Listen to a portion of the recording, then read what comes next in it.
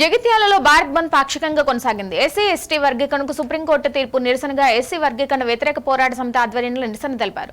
జగిత్యాలలో bus depot ముందు నాయకులు ధర్నాకు దిగారు. సుప్రీంకోర్టు వెంటనే ఎస్సీ ఎస్టీ వర్గీకరణపై ఇచ్చిన తీర్పును ఉపసంహరించుకోవాలని డిమాండ్ చేశారు. రేవంత్ రెడ్డి సైతం ఎస్సీ వర్గీకరణపై మాట వెనక్కి తీసుకోవాలని కోరారు.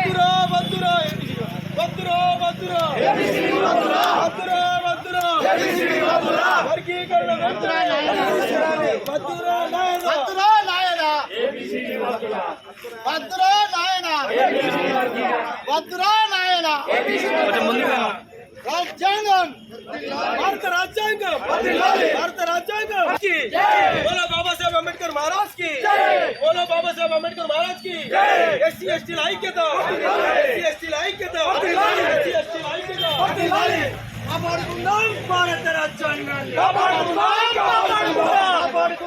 భారత రాజ్యాంగాన్ని పోరాడుదాం మానవ ఆత్మగౌరవానికి.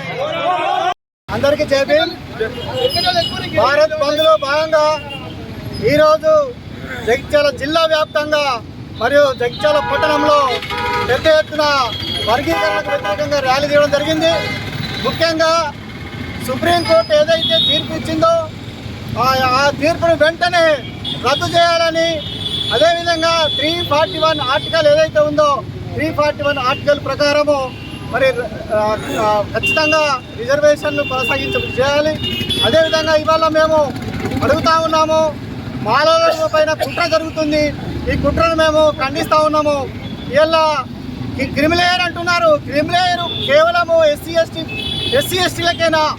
మరి బీసీ సోదరులకు, ఓసీ సోదరులకు, ఈబీసీ సోదరులకు అవసరం లేదా? మరి అబానీ అందానికి అవసరం లేదా? అదాని అంబానికి అవసరం లేదా? కేవలం ఒక ఎస్సీలకే ఈ క్రిమిలేయర్ అవసరమా?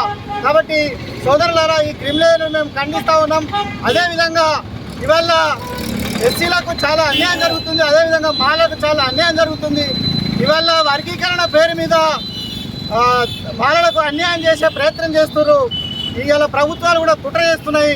ఇవాళ తెలంగాణ ముఖ్యమంత్రికి ఒకటే మేము చెప్పదలుచుకున్నాము, అయ్యా మాలలు అన్ని రకాల నష్టపోయి ఉన్నారు, మీరు తొందరపడి నిర్ణయాలు తీసుకొని మరి వర్గీకరణను మీరు కొనసాగించినట్టుంటే మేము ఖచ్చితంగా ఖండిస్తాం. రాబోయే స్థానిక ఎన్నికల్లో మాలల సత్తా ఎంతో మేము చూపిస్తాం. అందుకోసం గౌరవనీయులైనటువంటి మరి ముఖ్యమంత్రి వారు రేవంత్ రెడ్డి గారు మీరు